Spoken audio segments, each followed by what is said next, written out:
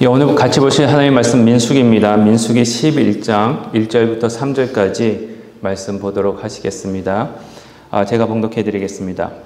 여호와께서 들으시기에 백성이 악한 말로 원망하며 여호와께서 들으시고 진노하사 여호와의 불을 그들 중에 붙여서 진영 끝을 사르게 하시매 백성이 모세에게 부르짖음으로 모세가 여호와께 기도하니 불이 꺼졌더라.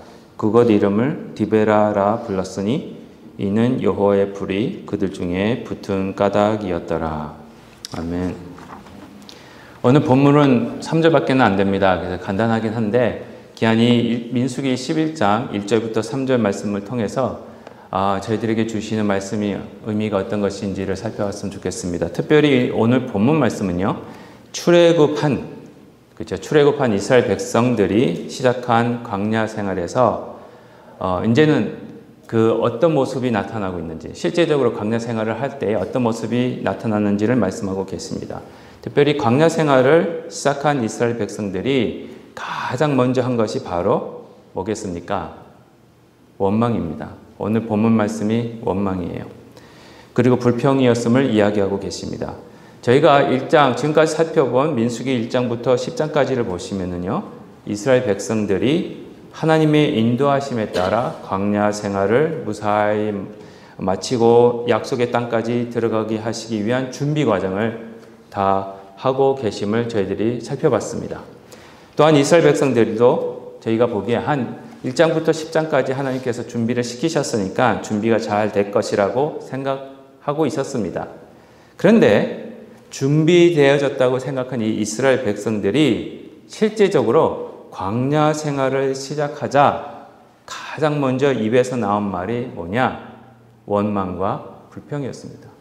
감사가 아니었어요.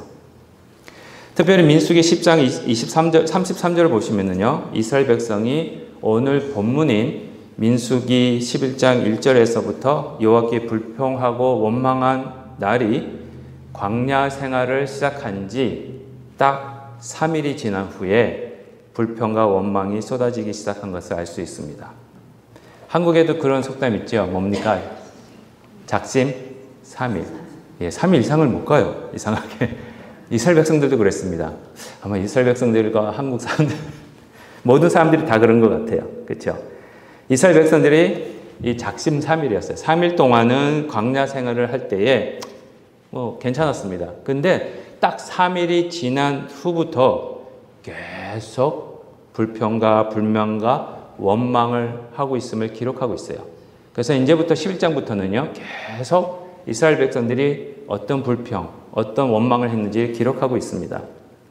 특별히 오늘 본문에서요, 이 불평하고 있는, 원망하고 있는 이 이스라엘 백성들에게 하나님이 진노하셔서요, 불로 그들의 진영 끝을 사르게 하시면서 심판하기 시작하셨고, 이 일로 인해 백성들이 모세에게, 그것도 좀 신기하긴 합니다. 하나님에게 아니라 모세에게 부르짖을 때에 모세가 중보자로 하나님께 기도하고 그 모세의 기도를 들으신 하나님께서 그 심판의 불이 꺼지게 하시는 사건을 오늘 기록하고 있습니다. 특별히 오늘은요, 민수기 11장 1절부터 3절에서 보여주고 있는 이 이스라엘 백성의 원망, 그리고 하나님께서 보내주신 심판의 불, 그리고 모세의 중보 기도를 통해서 지금 저에게 주시는 말씀이 무엇인지 살펴보면서 같이 은혜를 나눴으면 좋겠습니다. 첫 번째입니다. 오늘 본문이 주시는 첫 번째 의미는요, 하나님의 방법은 항상 선하시다는 겁니다. 오늘 본문 말씀을 가만히 살펴보시면은요, 광야 생활을 시작한 지 3일 만에 여호와 하나님께 이스라엘 백성들이 불평하고 원망했습니다. 그렇지만 그 이유가 무엇인지 자세히 나와 있지는 않습니다. 그냥 아무 이유 없이 원망하고 있는 듯한 모습을 보여주고 있는 거예요. 이스라엘 백성들의 삶의 습관이 원망이었다라고 생각하면 괜찮습니다. 저희들이 죽겠다라는 말이 입에 이렇게 붙어 있듯이, 저희가 한 분도 어떤 일이 있을 때 살겠다, 아유 감사하다 이런 말보다 죽겠다 그런 말에 배고파 죽겠다, 추워 죽겠다, 더워 죽겠다, 살아있는 게 기적입니다. 안 그렇습니까? 죽겠다 하는데 살아있는 게 기적이죠. 그냥 하나님의 은혜라는 거예요. 그렇죠? 이스라엘 백성들이 그랬다는 겁니다. 더욱이 오늘 본문 말씀인 민수기 11장 바로 앞에요. 민수기 10장 32절부터 36절까지 보시면은요. 원망하고 불평할 이유가 하나도 없는데 이스라엘 백성들이 원망하고 불평하고 있다는 거예요.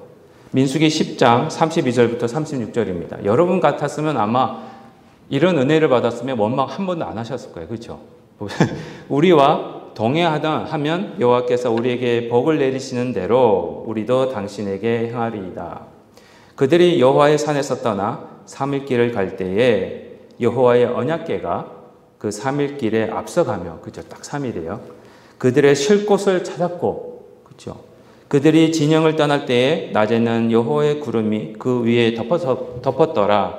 궤가 떠날 때에는 모세가 말하되 여호와여 일어나사 주의 대적들을 흩으시고 주를 미워하는 자가 주 앞에서 도망하게 하소서 하였고, 궤가 쉴 때에는 말하되 여호와여 이스라엘 종족들에게로 돌아오소서 하였더라.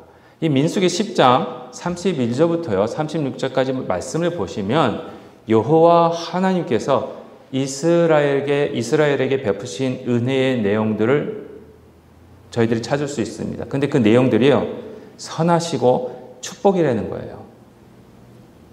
지난 3일 동안 여호와 하나님은 이스라엘 백성들에게 복을 주시고 그들이 쉴 수 있는 곳을 찾아주시고 대적들을 흩으시면서 안전하게 광야 생활을 하게 해주셨음에도 불구하고 이스라엘 백성들은 하나님께 원망을 했던 겁니다.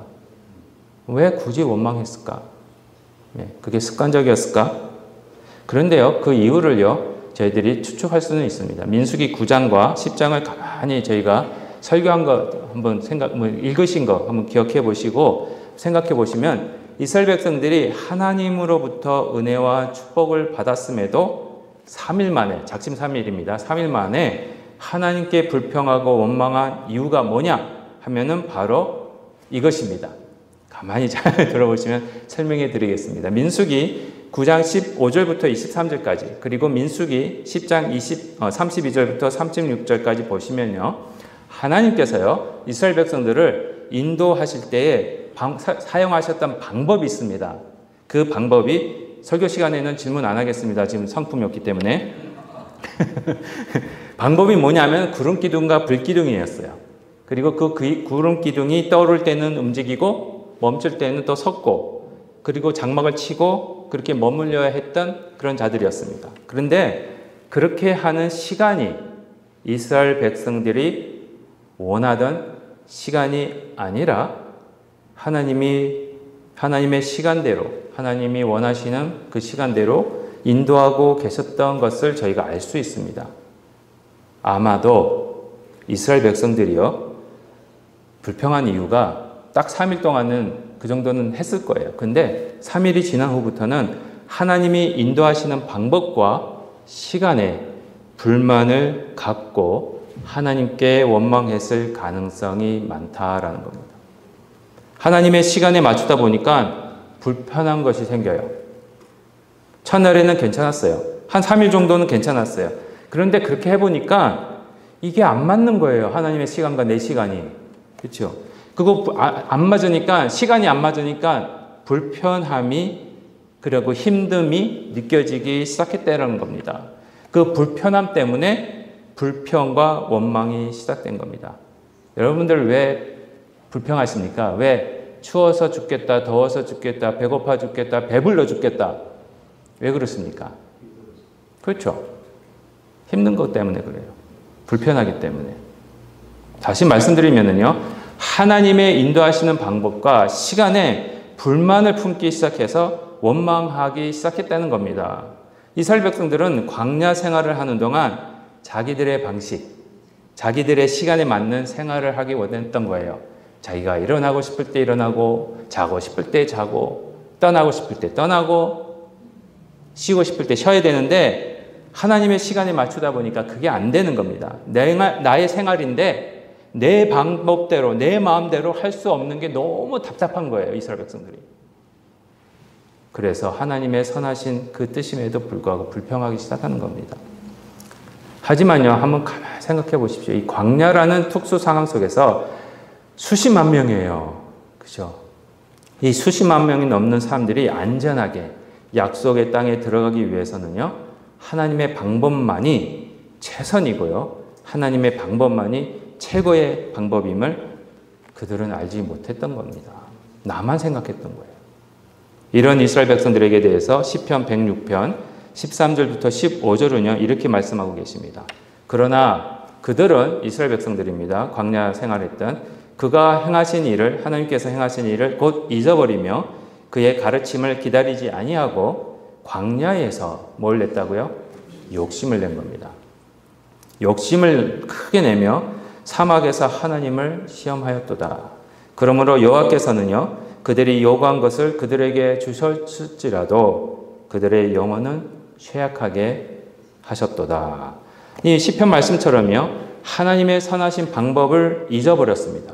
그리고 하나님의 선하신 말씀과 가르치심을 기다리지 않고 자기 욕심에 끌려서 이기적인 생각 때문에 하나님을 시험했고 불순종하고 불평을 했다는 것입니다.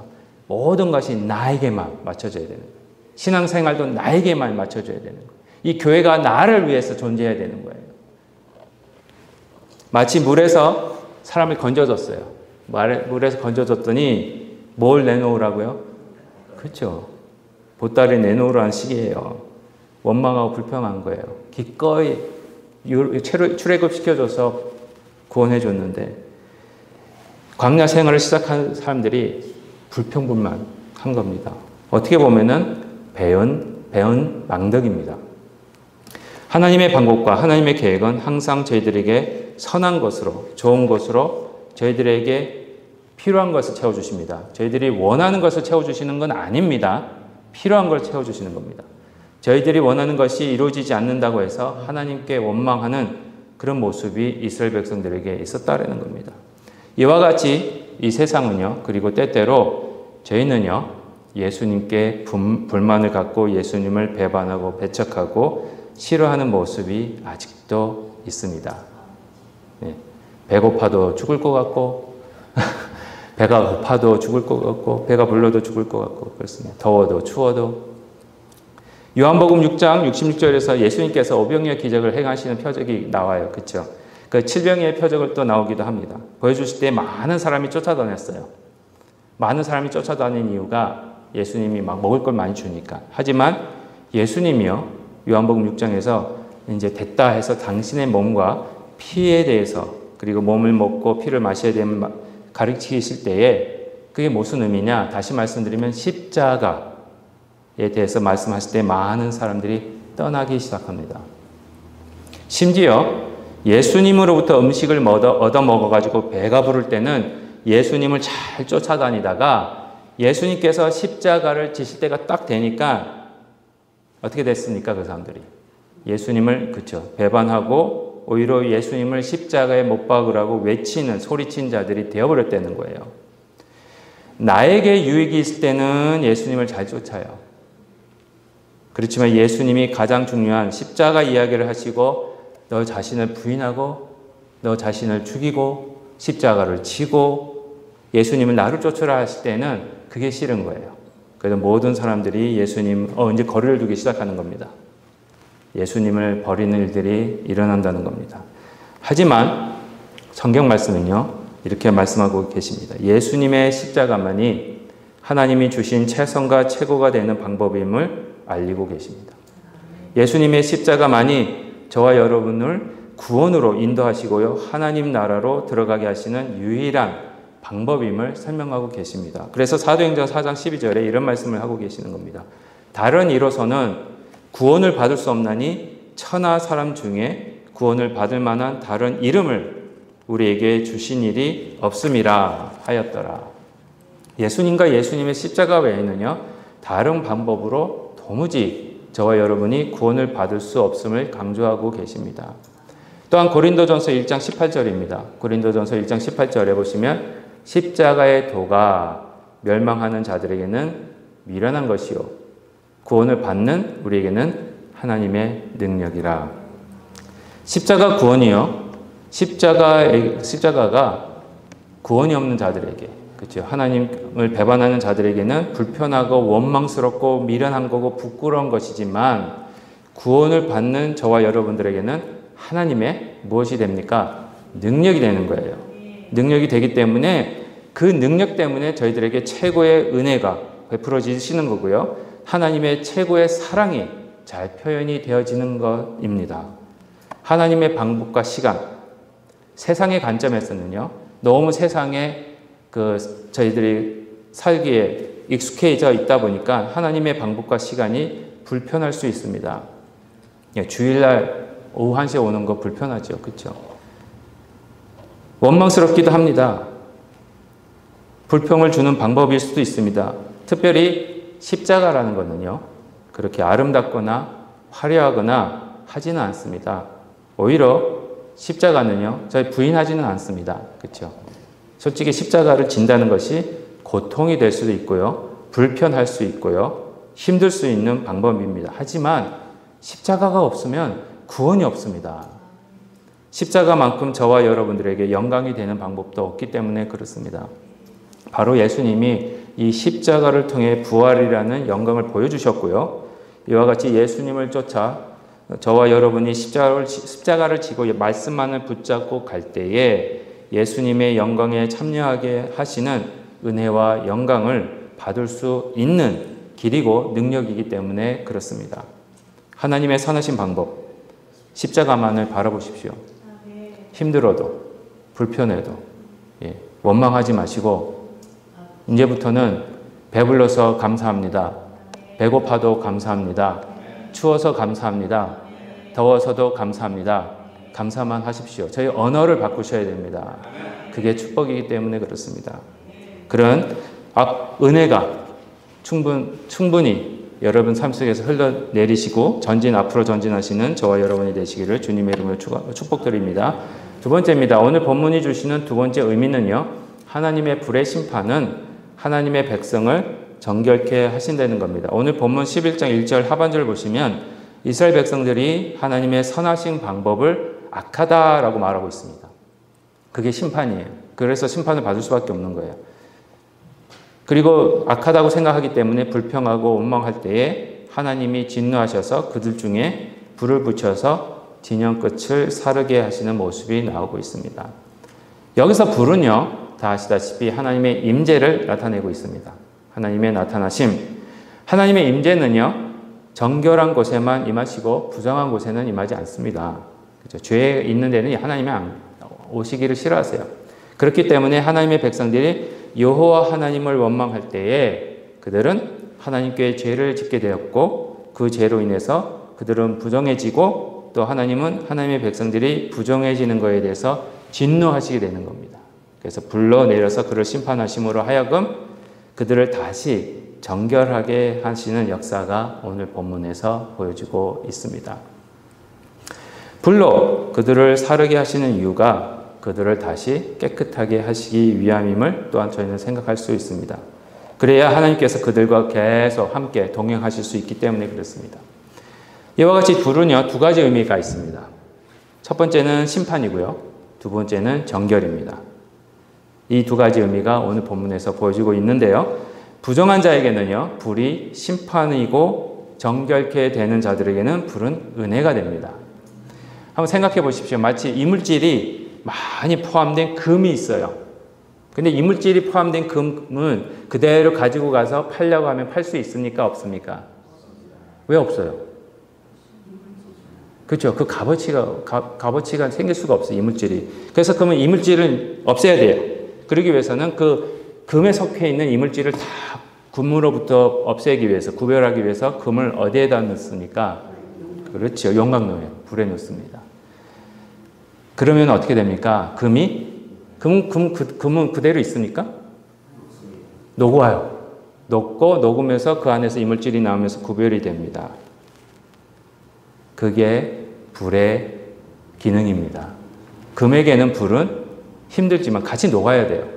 그대로 불이 싫다고 힘들다고 안 녹고 가만히 있으면 이물질이 안 없어집니다. 여러분, 저희가 거기에 중요한 그거를 잊어버리는 것 같아요. 녹아야 돼요. 나 자신은 없어지셔야 돼요. 그래야 이물질이 저 같이 없어집니다. 녹아내릴 때 금은 더 값어치가 생깁니다. 녹아내릴 때 그 고통은 이루 말할 수 없을 거예요. 그 불에서. 그렇지만 그래야 금이 삽니다. 저희들도 똑같습니다. 하나님의 불로 인해 저희들을 녹여주시고 저희들에게 있는 부정한 모습이 떨어져 나가서 여러분들이 세상과 구별되게 하시어 하나님의 거룩한 백성이 되게 하시는 거기 때문에 그렇습니다. 이사야서 4장 4절에 이런 말씀이 있습니다. 이는 주께서 심판하는 영과 소멸하는 영으로 시온의 딸들의 더러움을 씻기시며 예루살렘의 피를 그 중에서 청결하게 하실 때가 됨이라 라는 말씀을 하십니다. 이 말씀을 통해서 불로 인해 부정하고 더러운 것을 없애시고 하나님의 백성들을 다시 깨끗하게 하시는 말씀을 주고 계십니다. 특별히 이사야서 4장 4절에 보시면은요, 소멸하는 영이 나오죠. 여기 소멸하는 영, 여기 영과 소멸하는 영. 이 소멸하는 영이 히브리어 원어로 뭐냐? 불의 영입니다. 태우는 영이에요.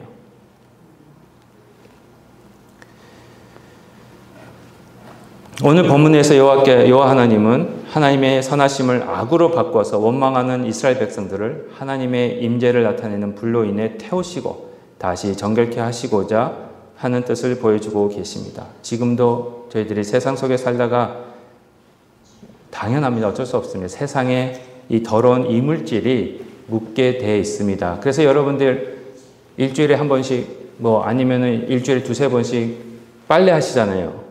왜 그렇습니까? 한 번 빨았으면 다시 안 빨아도 되잖아요. 근데 10년 전에 빤 거 안 빠시고 계속 입고 다니시는 분 계세요, 혹시? 아니죠. 왜 그렇습니까? 계속 이물질이 붙어 다니는 거예요.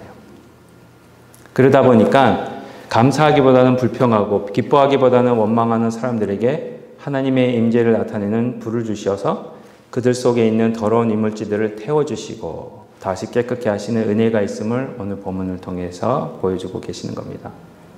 바로 하나님께서 예수님을 보내주신 이유가 이 이유 때문에 그렇습니다. 자꾸 이물질이 붙어버리는 저희들 삶 속에서 이 이물질을 깨끗하게 태워서 없애주기 위해서 예수님을 보내어 주시고요. 하나님이 우리와 함께 하신다는 임마누엘이 되시는 우리 예수님을 통해서 하나님의 불 또는 하나님의 영의 불을 저희에게 주셔서 그 영의 불로 태우는 불로 인해 매일 삶 속에서 세상의 더러운 이물질들을 태워주시고 계시는 겁니다. 우리 예수님이 바로 우리 속에 있는 이물질을 태우시는 불의 영, 즉 불같은 성령을 주시는 분이시기 때문에 그렇습니다. 마태복음 3장 11절입니다. 마태복음 3장 11절에 이런 말씀이 있습니다. 나는 너희로 회개하기 위하여 물로 세례를 베풀거니와 세례 요한의 임무였습니다. 그러나 내 뒤에 오시는 이는 나보다 능력이 많으시니 나는 그의 신을 들기도 감당하지 못하겠노라. 그는 뭘로요? 성령과 불로 너희에게 세례를 베푸실 것이요. 이 세례 요한의 말씀을 보시면은요, 예수님을 바로 성령과 불을 주시는 분으로 말씀하고 계시고, 예수님이 그 성령을 주심으로 저와 여러분을 다시 정결케 하신다라고 보여주고 계십니다. 이 세례 요한의 증거가 바로 사도행전 2장 3절과 4절에서 성취되어졌음을 알 수 있습니다. 사도행전 2장 3절과 4절입니다. 마치 불의 혀처럼 갈라지는 것들이 그들에게 보여 각 사람 위에 하나씩 임하여 있더니 그들이 다 성령의 충만함을 받고 성령이 말하게 하심을 따라 다른 언어들로 말하기를 시작하니라. 지금도요, 십자가 위에서 저와 여러분의 죄를 위해 죽으시고 3일 만에 부활하시어 지금도 성령님을 통해 저희와 함께 하시는 이거 예수님의 임재가 이 성령님을 통해서 저희에게 함께 하시고 계시는데요. 그 임재를 통해서 계속해서 저희에게 달라붙는 이 세상의 죄들을 성령의 불로 태워주시는 예수님이 함께 계십니다. 그분께 감사하면서 예수님만을 붙잡는 것이 필요함을 가르쳐주고 계십니다. 계속 예수님만을 바라보시고 불같은 성령을 사모하시는 저와 여러분이 되시기를 주님의 이름으로 축복드립니다. 마지막입니다. 오늘 본문은요, 민수기 11장 1절부터 3절이 주시는 세 번째 의미가 뭐냐 했을 때 하나님과 저희 사이에 영원하시고 신실하신 중재자가 계신다는 겁니다. 전 너무 좋아요. 오늘 말씀 민수기 11장 2절을 보시면은요, 하나님의 불이 그들 중에 붙어서 그들의 진영 끝을 사를 때 이스라엘 백성들이 모세에게 와서 부르짖습니다. 그랬을 때 모세가 그들의 뭐가 되냐면 중재자가 됩니다. 그래서 여호와께 기도함으로 그 불이 꺼지는 것을 기록하고 계십니다. 이 민수기 11장 2절에서요, 모세가 하나님과 이스라엘 백성의 중재자가 되기 때문에 이 모세의 기도로 말미암아 심판의 불이 하나님의 불이 꺼지게 되고 더 이상 하나님의 심판과 죽음이 이스라엘 백성의 진영에 없게 하셨음을 알리고 계십니다. 이스라엘 백성에게는 모세가 중재자로 그 역할을 했지만 저와 여러분들에게는 누가 계십니까? 그렇죠? 모세보다도 더 위대하신 우리 주 예수님이 저와 여러분의 중재자가 되심을 알 수 있습니다. 모세가 기도함으로 이스라엘 백성들에게 주어진 이 심판의 불이 꺼지게 되듯이 우리 주 예수님이 중재자로서 저와 여러분들을 위해 십자가 위에서 죽으셨습니다. 그리고 하나님과 저희를 화목하게 하셨고요. 회복하셨고요. 그리고 그렇게 중재자로 일을 하셨기에 저희에게 더 이상 심판이 없게 되어진 겁니다. 예수님이 저희의 중재자가 되심을 바울은 디모데전서 2장 5절에서 강하게 선포하고 있습니다. 디모데전서 2장 5절입니다. 하나님은 한 분이시요 또 하나님과 사람 사이의 중보자도 한 분이시니 누구십니까? 곧 사람이신 그리스도 예수라. 디모데전서 2장 5절 말씀에서요, 우리를 위한 중보자 또는 중재자는 오직 한 분밖에 없으시고 그 한 분이신 중재자가 바로 예수님이심을 증거하고 있습니다. 근데 그 중재자가 뭐 하고 계시느냐? 그렇죠? 사도 바울이 로마서 8장 34절에서 지금도 중재자가 되시는 예수님이 무엇을 하시는지를 설명하고 계십니다. 로마서 8장 34절입니다. 누가 정죄하리요? 죽으실 뿐 아니라 다시 살아나시는 그리스도 예수시니 그는 하나님 우편에 계신 자요 우리를 위하여 뭐 하신다고요? 간구하시는 자이십니다. 지금도 기도하고 계세요. 여러분, 우리 세원학교회 때문에. 네. 이 로마서 8장 34절 말씀에서 보시면은요, 저와 여러분이 죄인임에도 더 이상 정죄가 없는 이유는 바로, 그리고 심판이 없는 이유는 바로 우리 죄 때문에 죽으시고 부활하신 예수님이 지금도 하나님 오른편에서 저와 여러분을 위해 계속 간구하시고 기도하시고 말씀하고 계시기 때문에 그렇습니다. 아마도 지금도요, 저희가 이렇게 예배할 수 있었던 것, 지난 일주일 동안도 건강하게 살아올 수 있었던 것, 내일도 저희가 살아갈 수 있는 걸 믿는 이유가 바로 지금도 예수님이 끊임없이 계속해서 하나님 옆에서 오른편에서 중재하고 계시는 거예요. 저희들은 매일 실수해요. 매일 죄를 지어요. 근데 그럴 때마다 우리 하나님이 화가 팍 치솟을 때마다 우리 예수님이 붙잡아 주시는 거예요. 진정하십시오. 하나님, calm down. 그래서 세원학교의 그 어느 목사 때문에, 어느 집사 때문에, 어느 권사님들 때문에 이러시는데, 제가 그들을 위해서 십자가에서 죽었습니다. 제 피를 보시고 제발 요번만 더 넘어가 주세요. 그게 매일매일이에요. 그게 중재하고 계신다는 우리 하나님이 계십니다. 그 예수님 때문에 저희가 살 수 있는 겁니다. 예수님 때문에 저희가 하나님과 화목할 수 있는 것이고요. 이 예수님 때문에 지금도 하나님 나라를 향하여 나아갈 수 있는 겁니다. 저희가 숨을 쉬면서 밥을 식사를 하시면서 건강하게 또 불편한 점이 있더라도 하루하루 살아갈 수 있는 것이 바로 예수님 때문임을 말씀은 하고 계십니다. 항상 예수님만 바라보시고, 이런 예수님만 바라보시고, 지금도 저와 여러분을 위해 간구하고 계시는 예수님만을 의지하시는 저와 여러분이 되시기를 주님의 이름으로 축복드립니다. 결론적으로 말씀드리겠습니다. 오늘 민수기 11장 1절부터 3절은요, 오직 하나님 방법만이 선하심을 알리고 계십니다.